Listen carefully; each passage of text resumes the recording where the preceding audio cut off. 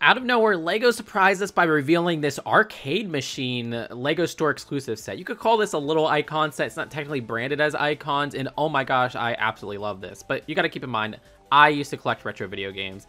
But not only is this a one-of-a-kind build with this size of recreation of an arcade cabinet, you know, it's not huge like, say, the Pac-Man one, but the interior is a retro gaming room with plenty of references to LEGO's history.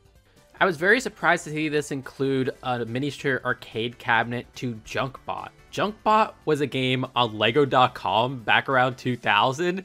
Crazy to see them reference that. I love how that has an exclusive sticker. You know, I would prefer if it was the print, but at least you got the Junkbot logo right there and a recreation of the screen. I always love miniature arcade cabinets throughout LEGO sets.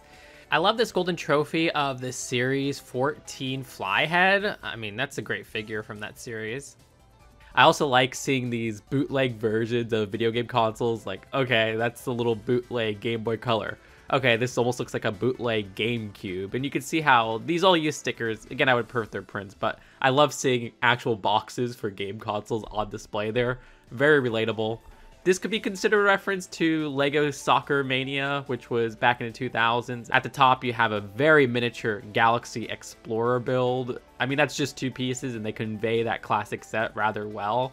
There's also a Sai right here, which, yeah, that's not, I don't think, referencing Ninjago, because it seems like these are more retro consoles and everything there. Could it just be that they're a TMNT fan? I like the rack of what could probably be video game disc cases, and also this like Cruising USA or something stickered piece on the screen there. This is kind of funny how they just have a logo that says game on the side right here. That's a funny panel sticker, though I hate those panel stickers because they're so hard to put inside there and line up well. With these little window panes right here that kind of have like those stripes on there for like blinds, I'm getting Velux house vibes, which is one of my favorite LEGO sets. Love the couch build. Yeah, the interior for this is lovely. But the exterior is fantastic too. Again, I love the sizing of this set because we haven't gotten an arcade cabinet of this size. And as I said with the Pac-Man set, this is the one time I don't mind the side little decal being a sticker because actual arcade cabinets use stickers at the side of their designs.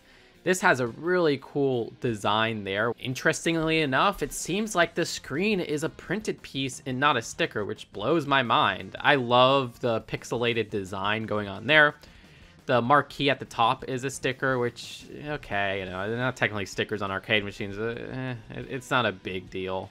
I do like the recreation of the controls at the front. And with the existing 5 coin pieces included, they have a play feature where you could insert the coins into the coin slots and then they roll back off the bottom. That's adorable. The minifigure is a very boring minifigure, but it doesn't really matter. I mean, this is a LEGO store exclusive set. I don't expect anything with the minifigure. It's cool that they included one.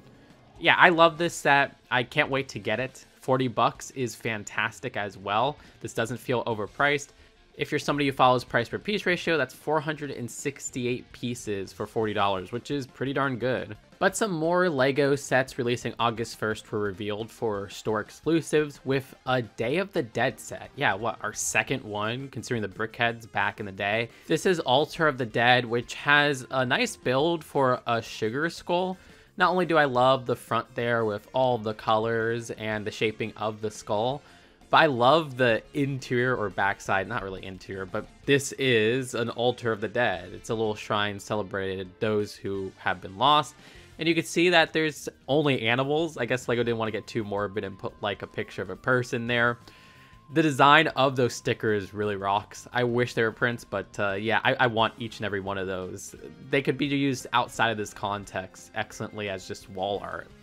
I like the setup there with some food offerings. You got a skull there. There's even some more stickers at the very front. Once again, you could use that as just art or paintings in a house. This is a great set. And it being only $15 means I might actually pick it up, even though I don't celebrate Day of the Dead. If you want to celebrate Halloween, though, which is my favorite holiday probably, I love the design of this jack-o'-lantern pickup truck.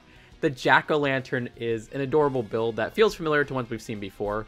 But I think the star of this for me might be the truck here. This is giving me Monster Fighters vibes in its color scheme and how it's built.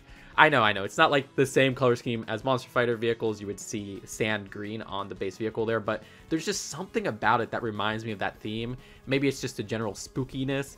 I love this little set. 15 bucks might be a little bit steep for me though. I wish this was like $10. The minifigure isn't anything too interesting, but yeah. I'll probably pick up the Sugar Skull over this, but that's still a lovely little set.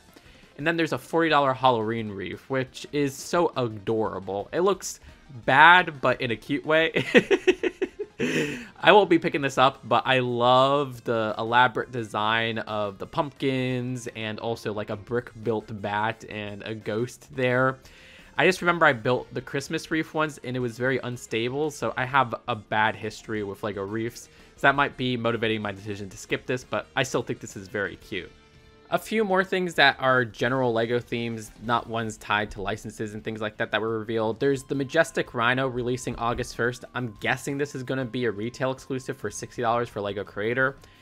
I mean, this is a great build of a Rhino. I can't really think of other Lego Rhino builds that were this good from Lego. Like, I'm thinking of the Black Panther one, which was decent, but I love the shaping of this, how they got the roundness near the limbs and everything there.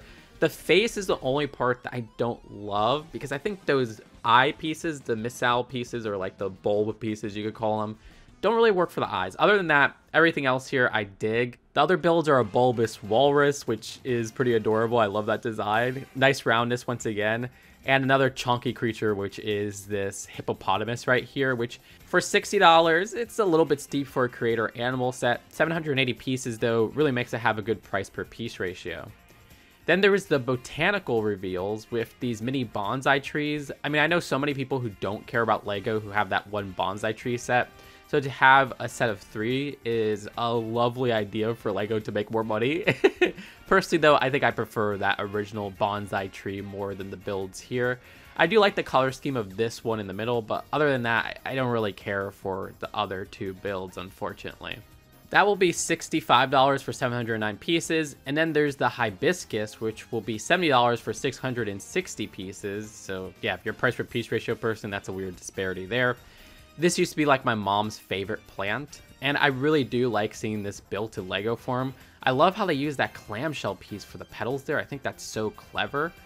And I like the build of the pot as well. I like how they got those ridges. Yeah, I actually really do like this. This is one of my favorite, if not my favorite botanical set in quite a while, and I kind of really want it.